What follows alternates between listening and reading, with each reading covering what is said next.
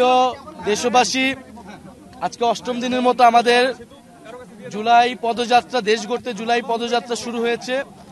আমরা আজকে কুষ্টিয়াতে আছি এবং আমরা আছি আবরার ফাহাদের এলাকায়, আবরার ফাহাদের বাড়ির পাশে তার কবরস্থানে। আমরা আবরার ফাহাদের শহীদ আবরার ফাহাদের কবর জিয়ারত করেছি। আমাদের পাশে শহীদ আবরার ফাহাদের শ্রদ্ধেয় বাবা, উনি উপস্থিত আছেন। আবরার ফাহাদ বুয়েটের মেধাবী শিক্ষার্থী ছিলেন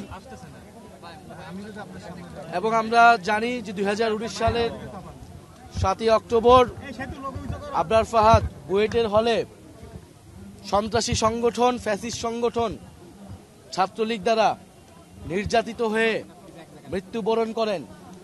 আবরার ফাহাদের অপরাধ ছিল সে দেশের জন্য, দেশের পক্ষে কথা বলেছিলেন।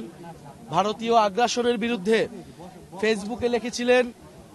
বাংলাদেশের সাথে যে চুক্তি করা হয়েছিল, ফেনী নদীর চুক্তি করা হয়েছিল, যেখানে বাংলাদেশের স্বার্থ ক্ষুণ্ণ করা হয়েছিল, এরকম বাংলাদেশের স্বার্থের পক্ষে আবরার ফাহাদ কথা বলেছিলেন দেখে আবরার ফাহাদকে ভারতীয় তাবেদার সংগঠন, ফ্যাসিস্ট সংগঠন ছাত্রলীগ সারা রাত নির্মম নির্যাতন করে হত্যা করে এবং আমাদের ভাই আবরার ফাহাদ শহীদ হন।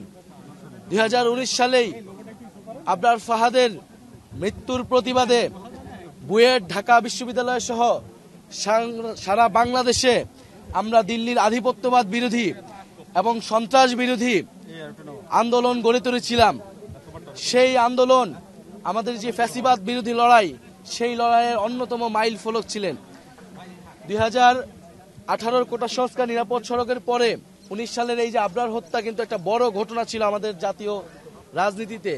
এবং আবরার ফাহাদের মৃত্যু এবং এই মৃত্যুর প্রতিবাদে যে আন্দোলন, সেই আন্দোলন কিন্তু বাংলাদেশের রাজনীতির মোড় ঘুরিয়ে দিয়েছিল এবং ভারতীয় আধিপত্যবাদ বিরোধী যে লড়াইটা আবার নতুন করে শুরু হয়েছিল।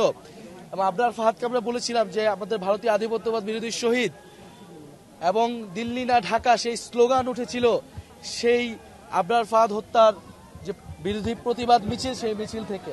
ফলে আজকের এই দিনে আমরা আবরার ফাহাদকে গভীর শ্রদ্ধার সাথে স্মরণ করছি, তার রুহের মাগফিরাত কামনা করছি।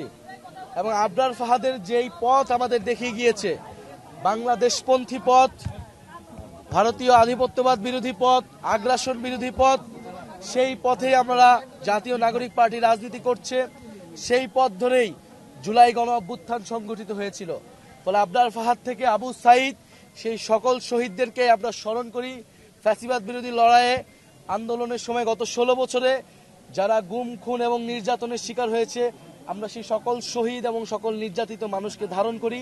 এই দেশ গড়তে জুলাই পদযাত্রায় আমরা সেই শহীদদের আকাঙ্ক্ষাকে ধারণ করছি।